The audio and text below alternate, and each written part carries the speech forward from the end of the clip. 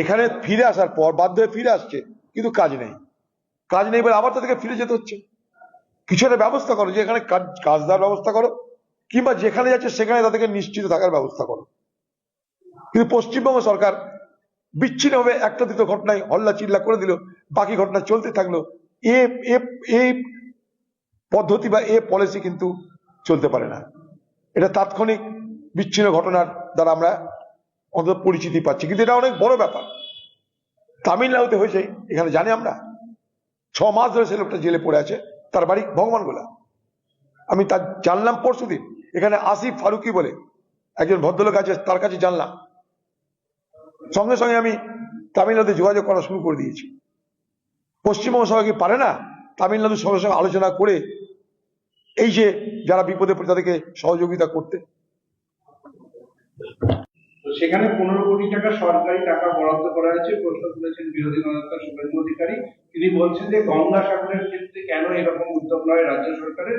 অন্যদিকে বাবরি মসজিদ মুসলিম দর্শনের মধ্যে দিয়ে কি রাজনৈতিক প্রেক্ষাপটে देखिए दोनों पार्टी की ओर से দুই দলের পক্ষ থেকেই নির্বাচনে সাম্প্রদায়িক বিভাজনের গল্প শুরু হয়ে গেছে। এগুলো মিলেমিশে হচ্ছে। এগুলো তোমরা হিন্দুর কথা বলো, আমরা মুসলমানের কথা বলি। তোমরা হিন্দুর মাসিয়া সাজো, আমি মুসলমানের মাসিয়া সাজি, এই তো গল্প। কিন্তু মুসলমানের মাসিয়া যায় যে হয়েছে বাংলায়, তার আমলে মুসলমানের কি হয়েছে সেটা মুসলমান দেখুক। আর হিন্দুর যারা মাসিয়া হয়েছে তাদের আমলে হিন্দুদের কি হয়েছে তারা দেখুক। নির্বাচনে এটা আগামী দিনে আরো প্রখর হবে, আরো তীব্র হবে।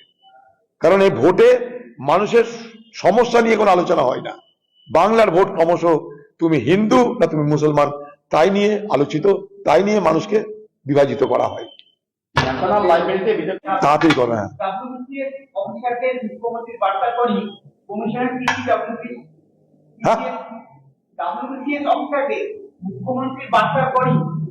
কি WCS সংগঠনে ষষ্ঠ তালিকা থেকে বাদ যাওয়া সব ভোটারদের শুনানির সুযোগ দিয়ে বিবেচনার আবেদন করে।